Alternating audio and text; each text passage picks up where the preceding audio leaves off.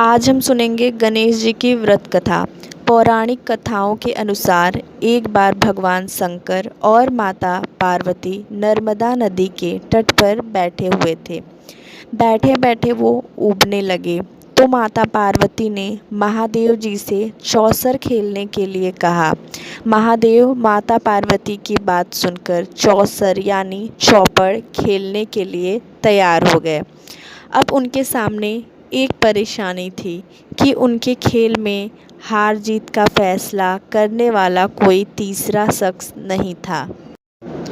इसका हल निकालने के लिए शंकर महादेव ने आसपास के घास के कुछ तिनके इकट्ठे किए और उससे एक पुतला बना दिया।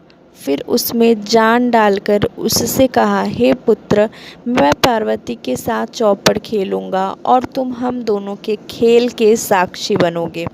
खेल के अंत में कौन विजयी होता है, तुम्हें इसका निर्णय करना होगा। उस पुतले से इतना कहने के बाद महादेव और माता पार्वती ने चौपड़ का खेल खेलना शुरू कर दिया। दोनों ने बारी बारी से 3 बार चौपड़ का खेल खेला और संयोग से तीनों ही बार माता पार्वती की जीत हुई। जब दोनों ने खेल खत्म किया और उस पुतले से विजयी होने वाले का नाम पूछा तो उसने महादेव को इस खेल का विजयी घोषित कर दिया। इससे माता पार्वती को गुस्सा आ गया और उन्होंने उस पुतले को लंगड़ा होने और कीचड़ में पड़े रहने का श्राप दे दिया। माता से श्राप सुनकर उस पुतले ने कहा, हे माँ, मैंने इस खेल का गलत निर्णय अपने अज्ञान के कारण लिया।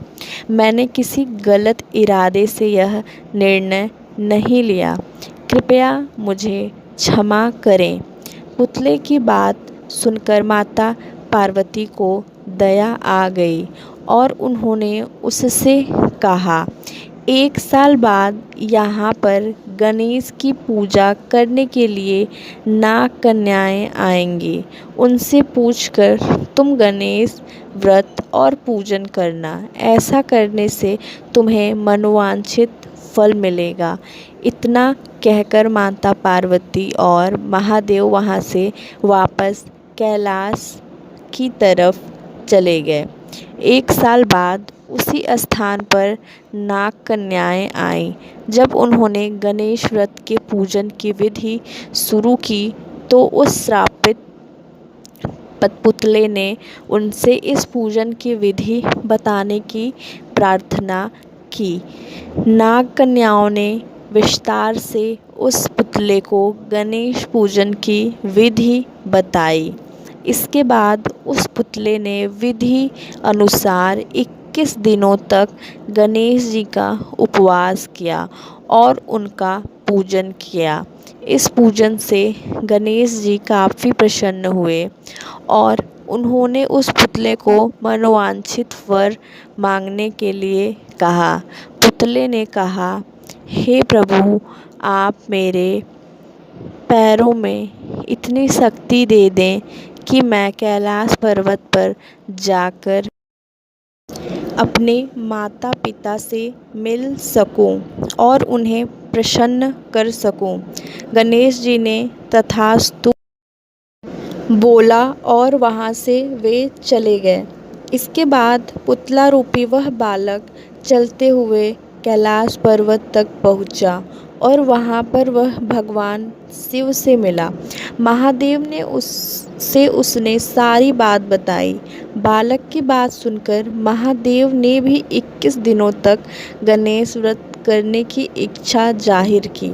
दरअसल चौपड़ के खेल वाले दिन माता पार्वती महादेव से भी नाराज होकर कैलाश छोड़कर वहाँ से चली गई थी।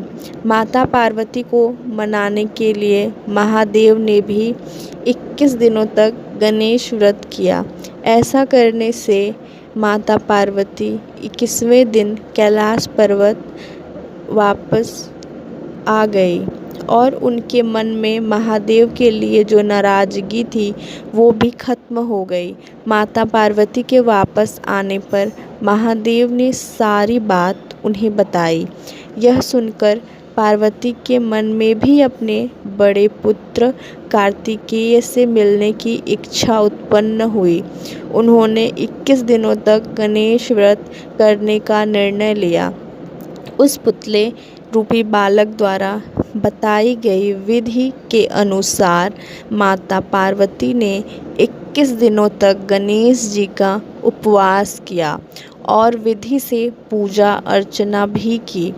व्रत के 21वें दिन ही कार्तिकेय खुद ही अपनी माता पार्वती से मिलने के लिए कैलाश पर आ गए। आगे चलकर इस कथा और व्रत के बारे में कार्तिकेय ने विश्वामित्र जी को भी बताया। विश्वामित्र जी ने भी 21 दिनों तक यह व्रत रखकर गणेश जी की पूजा की। भगवान गणेश ने प्रसन्न होकर उन्हें ब्रह्म ऋषि होने का वरदान दे दिया। कहानी से सीख। गणेश चतुर्थी व्रत कथा के जरिए गणपति देव को प्रसन्न किया जा सकता है। सच्चे मन से इनका उपवास करने से मनोकामनाएं भी शीघ्र ही पूरी हो जाती हैं। ओम गण गणपते नमः।